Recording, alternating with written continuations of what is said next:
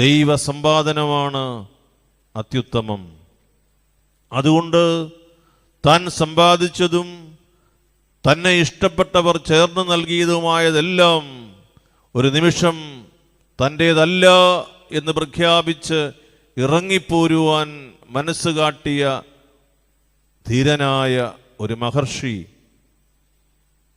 ദൈവം നടത്തും എന്നതിലല്ലാതെ മറ്റൊന്നിലും വിശ്വസിക്കുവാൻ സാധ്യമല്ലാത്ത ഒരവസ്ഥയിൽ വിശ്വാസത്തിൻ്റെ വലിയ ബലത്തിൽ തൻ്റെ ശിഷ്യന്മാരെ ചേർത്ത് നിർത്തി യാത്ര തുടങ്ങുകയാണ്.